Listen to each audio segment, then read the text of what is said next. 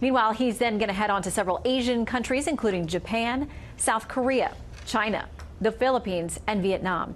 So our focus tonight, Pyongyang's complaints about new sanctions against the regime, calling them genocidal and brutal. So is that evidence that President Trump's efforts and the world's efforts are working? Let's talk about it with Ambassador John Bolton and John Yoo, former Deputy Assistant Attorney General in the Bush administration. Gentlemen, good to see both of you tonight.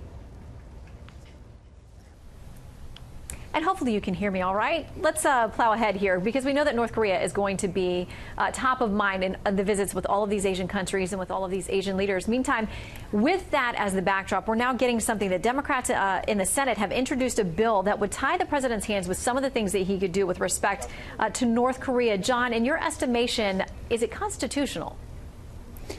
No, I think this bill would be completely unconstitutional. As you know, the Constitution makes the president the commander-in-chief of the armed forces.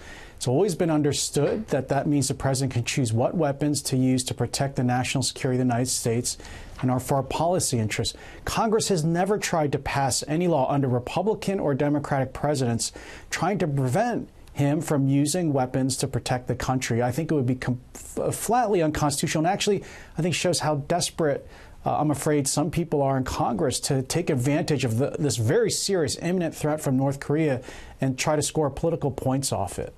Ambassador, here's what Senator Murphy, who's one of the sponsors apparently of this measure, says. He says, we need to take the president seriously when he threatens war, because the dam could break at any moment. Republican and Democratic senators are alarmed over the path we're on, and it's important we join forces to reclaim Congress's constitutional role in matters of war and peace before there's no turning back.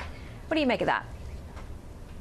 Well, I don't think he understands the Constitution. As John said, that's not Congress's function. It's to respond and to declare that a state of war exists.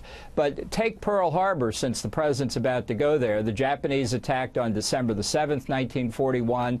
Congress declared war on December the 8th. When did the war begin?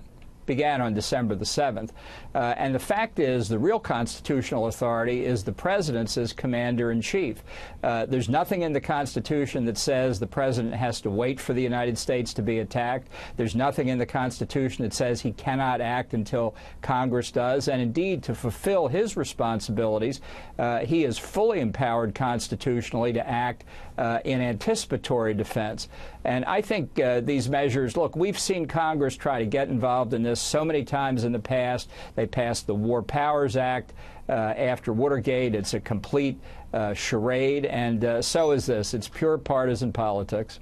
Ambassador, I also, before we leave this topic, want to ask you about China and whether you think that we've been tough enough with them when it comes to dealing with North Korea. Obviously, they have slightly different interests than we do, but at the end of the day, getting this rogue regime under control with regard to its nuclear program should be something that would benefit both. It should, but in fact, China's been jiving the United States for 25 years. They've said repeatedly they don't want North Korea to have nuclear weapons, but they have not followed through on their really unique capability to force North Korea to that end. They upped the sanctions temporarily, and then when the U.S. turns its eyes away, it's back to business as usual. That's frankly why this trip to China by President Trump is so important. There is no more time to deal with North Korea. They are on the verge of getting a deliverable capability to hit us with thermonuclear weapons anywhere in the continental United States. And it's really time for China to tell us whether they're serious about this or not. Otherwise, the president's going to have to look to act unilaterally, Senator Murphy to the contrary notwithstanding, to protect the American civilian population. Excuse me. Today we got a decision with regard to Bo Bergdahl, and he's not going to jail. So, John, do you think it's appropriate? No, as you may know, the prosecutors in the case recommended 14 years, dishonorable discharge, and a reduction in rank to private.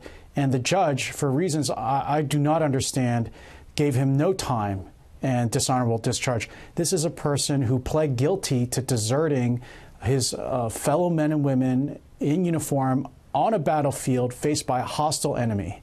I'm afraid that this is one of those cases that calls for very strong measures of justice, because men and women in the field, our young men and women in the field, have to be able to depend on their fellow brothers and sisters who are next to them, and they cannot be worrying in the back of their minds that someone's just going to wander off base and desert. Plus, you also have to take into account that our military then expended a great deal of time and resources and took casualties trying to find him because they assumed that Bergdahl had actually been kidnapped rather than had deserted. Yeah, and we heard from families and from men whose lives were changed forever because they were out there searching for him and suffered grave harm in the process. The president tweeted today of this: the decision on Sergeant Bergdahl is a complete and total disgrace to our country and to our military. Ambassador, final word to you. No, I think that's exactly right. This is a stain on the military justice system. Bergdahl pleaded guilty. There are no facts in dispute here. There's no mitigating circumstances. There's no reason to give precisely the sentence the prosecution recommended. I think the prosecution came in too low. But it's I just think this is going to cast a real pall over the morale of the armed forces to see this kind of person effectively walk away. All right, Ambassador and John Yoo, great to see both of you tonight. Thank you for your time.